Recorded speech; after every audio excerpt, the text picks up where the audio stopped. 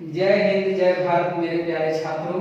आज भी हम आपके लिए जो है मोशन स्ट्रेट लाइन का आपके लिए फार्मूला सेट तैयार करके लेके आए हैं। और चैनल पर अगर आप नए हैं तो इसे लाइक शेयर एंड सब्सक्राइब करना ना भूलिएगा और वीडियो को पूरा देखने का प्रयास करिएगा। वीडियो को जब पूरा देखेंगे तो आपको एक बेटर कॉन्सेप्ट मिलेगा।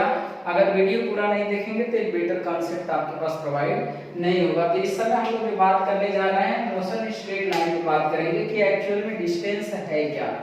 डिस्टेंस के बारे में बात करेंगे, डिस्प्लेसमेंट के बारे में बात करेंगे, रेशियो क्या होगा डिस्प्लेसमेंट और डिस्टेंस का वो भी देखेंगे, डिस्प्लेसमेंट कैसी क्वांटिटी है वो भी देखेंगे। सारी चीजों को डिस्कस करेंगे, एकदम टू द पॉइंट बात करेंगे, ज्यादा समय को बर्बाद नहीं करेंगे।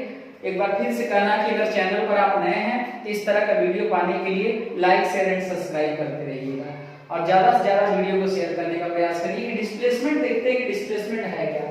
डिस्प्लेसमेंट और डिस्टेंस दोनों के बारे में बात करते हैं। तो डिस्टेंस कुछ है नहीं, डिस्टेंस एक मोटा बुद्धि का दिमाग होता है। डिस्टेंस में हम केवल और केवल पाथ लेंथ से मतलब रखते हैं। किधर चले उससे मतलब नहीं होता है, कितना चले उससे मतलब होता है। डायरेक्शन से हमारा कोई लेना देना नहीं है। इसलिए हमने यहाँ पर लिख दिया है कि डिस्टेंस इक्वल होता है किसके, पाथ लेंथ के। ये दिमाग में बैठा के चलिएगा कि डिस्टेंस किसके बराबर होता है, पाथ लेंथ के बराबर होता है। जब डायरेक्शन से इसका कोई लेना देना नहीं है तो डिस्टेंस हमारी एक ऐसी क्वांटिटी हो जाएगी, जब डायरेक्शन से कोई लेना देना नहीं होगा तो एक स्केलर क्वांटिटी होगी। ऐसी क्वांटिटी होगी स्केलर क्वांटिटी। ये दिमाग में बैठा के चलिए कि डिस्टेंस कैसी क्वांटिटी है, एक स्केलर क्वांटिटी है। इसमें डायरेक्शन से उसका कोई लेना देना नहीं होता है।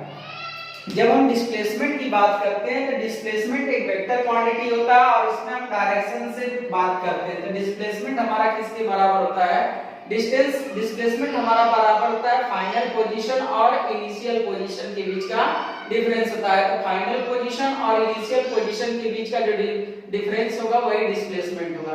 तो डिस्प्लेसमेंट यहाँ पर देखिए, ये आपका डिस्प्लेसमेंट है और डिस्प्लेसमेंट किसके बराबर होता है, final position minus initial position. तो फाइनल पोजीशन और इनिशियल पोजीशन के बीच का जो डिफरेंस होता है वही आपका क्या कहलाता है, डिस्प्लेसमेंट कहलाता है। तो डिस्प्लेसमेंट एक आपकी वेक्टर क्वांटिटी होती है। ये भी दिमाग में बैठा के चलिएगा कि डिस्प्लेसमेंट हमारा कैसा क्वांटिटी है और वेक्टर वो एक तरह का वेक्टर क्वांटिटी है।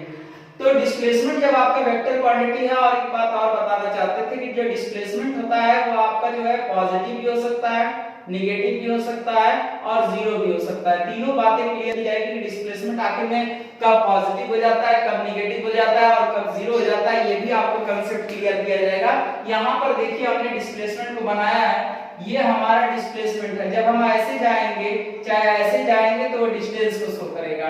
डिस्प्लेसमेंट में एकदम एक्चुअल पाथ होता है और हमेशा मिनिमम पाथ लेंथ लेते हैं बिटवीन इनिशियल पॉइंट और इसके बीच में फाइनल पॉइंट के बीच में। तो इनिशियल पॉइंट और फाइनल पॉइंट के बीच का जो होता है वही आपका डिस्प्लेसमेंट कहलाता है। और डिस्प्लेसमेंट किसके बराबर होता है, फाइनल पोजीशन और इनिशियल पोजीशन के बीच का जो डिफरेंस होगा, फाइनल पोजीशन और इनिशियल पोजीशन के बीच का जो डिफरेंस होगा वही डिस्प्लेसमेंट होगा।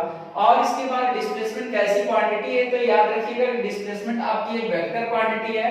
डिस्प्लेसमेंट के बारे में अगर कोई आपसे पूछता है कि कैसी क्वांटिटी है तो ये एक तरह का वेक्टर क्वांटिटी होता है। एकदम दिमाग में बैठा के चलिएगा कि डिस्प्लेसमेंट आपकी कैसी क्वांटिटी होती है, एक तरह की वेक्टर क्वांटिटी होती है। और डिस्प्लेसमेंट हमारी पॉजिटिव भी हो सकती है, नेगेटिव भी हो सकती है और जीरो भी हो सकती है। ये दिमाग में बैठा के चलिएगा। अब हम बात करेंगे कि रेशियो कैसा होता है डिस्प्लेसमेंट और डिस्टेंस का।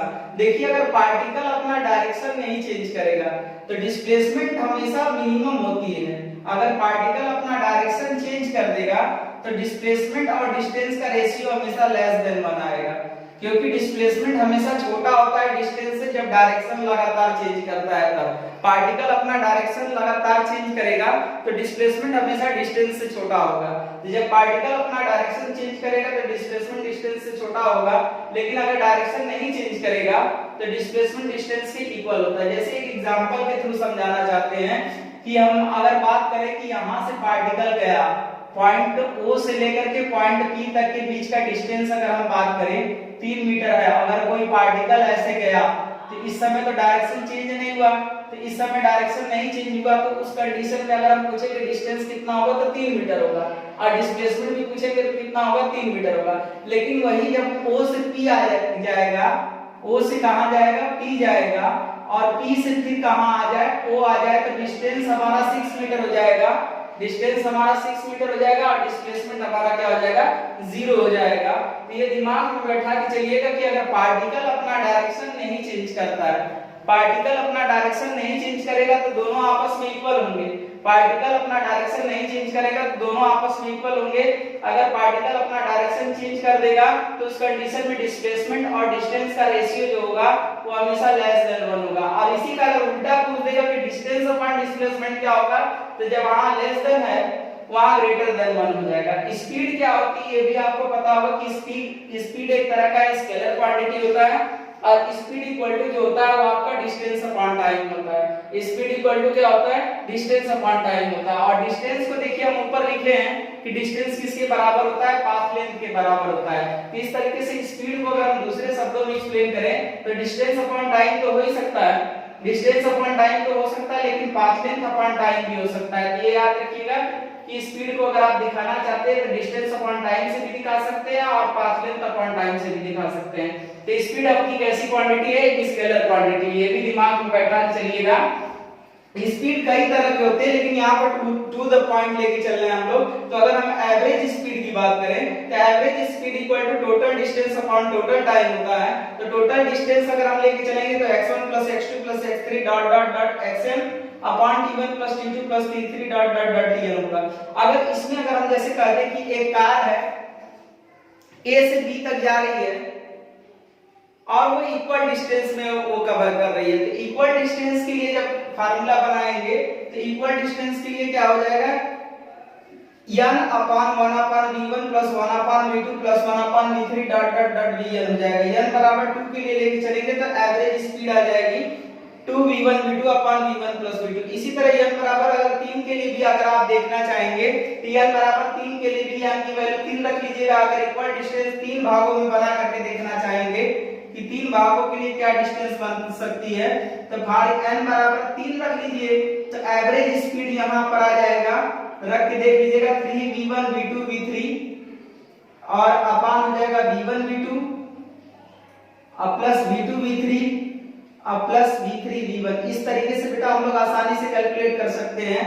और ये ट्रिक आपको जो है अर्थमेटिक में भी टीचर बताता है, जब एवरेज स्पीड और एवरेज वेलोसिटी चाल दूरी समय वाला जो फार्मूला है अर्थमेटिक वाले टीचर पढ़ाते थे। इस तरीके से अर्थमेटिक के टीचर तो आपको 2 ही भाग का बताते हैं, आप यहाँ से जितने भाग का बनाना चाहे उतने भाग का बना सकते हैं। जब 2 भाग का बनाना होगा तो n बराबर 2 रख लीजिएगा, 3 भाग का बनाना होगा तो n बराबर 3 रख लीजिएगा। इसी तरीके से आप एवरेज स्पीड का जब इक्वल डिस्टेंस रहेगा तब ये फार्मूला लगा करके आप आसानी से कैलकुलेट कर सकते हैं एवरेज स्पीड की वैल्यू। लेकिन अगर टाइम का इक्वल पार्टीशन हो जाएगा तब क्या होगा, जब टाइम का इक्वल पार्टीशन हो जाएगा तो आप यहाँ पर इस सबके जगह t रख लीजिए तो nt हो जाएगा, nt हो जाएगा। यहाँ देखिए गलत हो गया, n इसकी जगह रख देंगे तो n रख देंगे, तो यहाँ पर जब आप 2 वैल्यू के लिए निकालना चाहेंगे तो n बराबर 2 रख लीजिए। जब 3 लोगों का निकालना हो जाएगा तो v1 + v2 + v3 बाय कितना हो जाएगा, 3 हो जाएगा।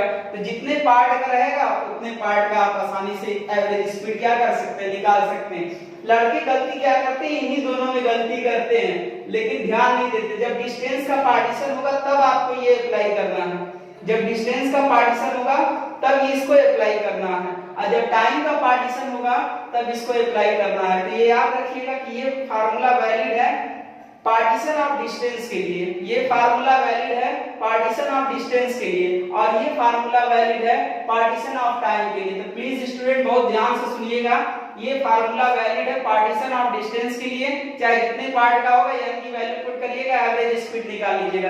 तो ये पार्टीशन ऑफ डिस्टेंस के लिए वैलिड है, ये पार्टीशन ऑफ टाइम के लिए वैलिड है। फिर से बोल रहा हूं, ये पार्टीशन ऑफ डिस्टेंस के लिए है और ये पार्टीशन ऑफ टाइम के लिए। आसानी से आप एवरेज स्पीड इस फार्मूले का लगा करके यूज कर सकते हैं। जब वेलोसिटी की अगर हम बात करें तो वेलोसिटी आपको पता होगा कि वेलोसिटी एक वेक्टर क्वांटिटी होती है। वेलोसिटी क्या होती है, एक तरह की वेक्टर क्वांटिटी होती है। और वेलोसिटी इक्वल टू अगर हम लोग देखें तो वेलोसिटी इक्वल टू क्या होती है, डिस्प्लेसमेंट अपॉन टाइम होता है। वेलोसिटी इक्वल टू क्या होता है, डिस्प्लेसमेंट अपॉन टाइम होता है। तो डिस्प्लेसमेंट को अभी हमने बताया कि डिस्प्लेसमेंट किसके बराबर होता है, ध्यान से देखिए तो डिस्प्लेसमेंट इक्वल होता है चेंज इन पोजीशन के, और वो चेंज इन पोजीशन किसके बराबर होता है, final position minus initial position. Displacement किसके बराबर होता है, final position minus initial position के बराबर होता है। तो फाइनल पोजीशन और इनिशियल पोजीशन के बीच का जो डिफरेंस होता है वो डिस्प्लेसमेंट होता है। तो फाइनल पोजीशन और इनिशियल पोजीशन के बीच का जो डिफरेंस होता है वो डिस्प्लेसमेंट होता है। तो डिस्प्लेसमेंट को हम दूसरे वर्ड में लिख सकते हैं ना, final change in position upon change in time, और अब इसको लिखना चाहेंगे तो final position minus initial position. तो यहाँ पर delta R by delta T हो जाएगा। ये वेक्टर फॉर्म में लिखे हैं, और वेलोसिटी हमारी कैसी क्वांटिटी है, एक वेक्टर क्वांटिटी है। तो ये दिमाग में बैठा के रखिएगा कि चेंज इन पोजीशन जिधर होगा, चेंज इन पोजीशन जिधर होगा वेलोसिटी की उसी डायरेक्शन में होगी। तो वेलोसिटी का डायरेक्शन और डिस्प्लेसमेंट का डायरेक्शन एक और होगा।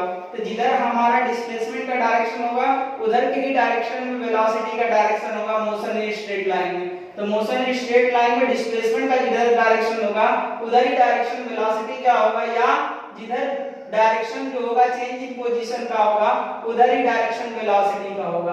तो ये दिमाग में बैठा के चलिएगा। स्पीड भी आपकी कई तरह की होती है, स्पीड भी आपकी कई तरह की होती है। यूनिफॉर्म स्पीड होती है, नॉन यूनिफॉर्म स्पीड होती है, एवरेज स्पीड होती है, सॉरी वेलोसिटी भी आपकी कई तरह की सिमिलरली एवरेज स्पीड उस स्पीड की तरह होती है। यूनिफॉर्म वेलोसिटी होती है, नॉन यूनिफॉर्म वेलोसिटी होती है, इंस्टैंटेनियस वेलोसिटी होती है, एवरेज वेलोसिटी होती है। तो उसको छोड़ करके हमने केवल टू द पॉइंट लेके चल रहे हैं आपको। एवरेज वेलोसिटी जब आपको निकालना होगा तो total displacement upon total time लेकर के चल सकते हैं। अब यहाँ पर भी वेलोसिटी में डिस्प्लेसमेंट का यूज होता है। तो ये चीज दिमाग में रखिएगा कि जब आपका डिस्प्लेसमेंट जीरो हो जाएगा, जब डिस्प्लेसमेंट जीरो हो जाएगा तो एवरेज वेलोसिटी भी जीरो हो जाएगी। डिस्प्लेसमेंट जीरो हो जाएगा तो एवरेज वेलोसिटी भी जीरो हो जाएगी। जैसे यहाँ पर आपको एक एग्जांपल के थ्रू समझा रहे हैं कि जैसे ये आपका होम है, ये आपका क्या है, होम है, और ये आपका मार्केट है। ये आपका होम है और ये आपका मार्केट है। तो होम से मार्केट गए, अब मार्केट से फिर होम आ जाएगी। तो इस कंडीशन में डिस्प्लेसमेंट आपका क्या हो जाएगा, जीरो। और जब डिस्प्लेसमेंट जीरो हो जाएगा तो इस कंडीशन में आपसे अगर पूछा जाए कि एवरेज वेलोसिटी क्या होगी, तो एवरेज वेलोसिटी हो जाएगी वो भी जीरो हो जाएगी। लेकिन अगर आपसे पूछा जाए कि एवरेज स्पीड कितना होगा, तो एवरेज स्पीड, यहाँ डिस्टेंस का पार्टीशन है, x जाएगा तब x भी आएगा। तो यहाँ पर हो जाएगा 2v1 v2 upon v1 plus v2। तो क्या average speed never zero, average speed never zero होगी, जबकि एवरेज वेलोसिटी इस कंडीशन में क्या हो जाएगा, जीरो हो जाएगा। तो याद रखिएगा कि एवरेज वेलोसिटी डिपेंड करती है डिस्टेंस पर, एवरेज वेलोसिटी डिपेंड करती है डिस्प्लेसमेंट पर। अगर पार्टिकल का डिस्प्लेसमेंट जीरो होगा, पार्टिकल का डिस्प्लेसमेंट अगर जीरो होगा तो वेलोसिटी भी जीरो होगी, एवरेज वेलोसिटी भी जीरो होगा। तो डिस्प्लेसमेंट जीरो होने पर एवरेज वेलोसिटी भी जीरो होगा, बट एवरेज स्पीड कभी जीरो नहीं हो सकता, क्योंकि डिस्टेंस ना तो पॉजिटिव होता है, सॉरी डिस्टेंस ना तो नेगेटिव होता है, ना ही जीरो होता है। तो ये याद रखिएगा, डिस्टेंस ऑलवेज पॉजिटिव होता है, तो एवरेज स्पीड भी ऑलवेज पॉजिटिव होगा, एवरेज स्पीड भी ऑलवेज पॉजिटिव होगा, क्योंकि स्पीड मतलब रखता है किससे, डिस्टेंस से। स्पीड मतलब रखता है डिस्टेंस से, और एवरेज वेलोसिटी मतलब रखता है डिस्प्लेसमेंट से। अगर डिस्प्लेसमेंट जीरो है तो एवरेज वेलोसिटी भी जीरो होगी, बट डिस्टेंस जीरो नहीं होता है, इसलिए एवरेज वेलोसिटी, एवरेज स्पीड भी जीरो नहीं हो सकती। तो इसी तरह यहाँ पर समझाया गया कि एवरेज स्पीड और एवरेज वेलोसिटी का रेशियो क्या होगा, तो एवरेज स्पीड और एवरेज वेलोसिटी का रेशियो जो होगा ग्रेटर देन और इक्वल टू 1 होगा। लेकिन अगर पार्टिकल अपना डायरेक्शन नहीं चेंज करेगा, पार्टिकल अपना डायरेक्शन नहीं चेंज करेगा तो एवरेज स्पीड और एवरेज वेलोसिटी का रेशियो 1 होगा। अगर डायरेक्शन चेंज कर देगा तो डिस्टेंस बड़ी हो जाएगी, डिस्टेंस बड़ी हो जाएगी, जिसके कारण एवरेज स्पीड बड़ा हो जाएगा, तो वैल्यू ग्रेटर देन 1 आ जाएगा। तो ये दिमाग में बैठा के चलिएगा कि अगर पार्टिकल अपना डायरेक्शन नहीं चेंज करता है, पार्टिकल अपना डायरेक्शन नहीं चेंज करता है, तो एवरेज स्पीड और एवरेज वेलोसिटी का रेशियो 1 होगा। अगर पार्टिकल अपना डायरेक्शन चेंज कर देगा तो उस कंडीशन में average speed always greater than होगी एवरेज वेलोसिटी से। therefore the average speed is always greater than average velocity, therefore in that condition the ratio of average speed to the average velocity is always greater than 1 होगी। तो ये दिमाग में बैठा के चलिएगा। ये सारी बातें हम लोग देख लिए। नेक्स्ट वीडियो में हम बात करेंगे कि इसके आगे का इक्वेशन ऑफ मोशन कैसा होगा और वो कैसे चेंज होता है, एक्सेलरेशन कब पॉजिटिव होता है कब नेगेटिव होता है, ये भी कांसेप्ट आपको क्लियर किया जाएगा। जल्द ही मिलते हैं नेक्स्ट वीडियो पर। जय हिंद जय भारत।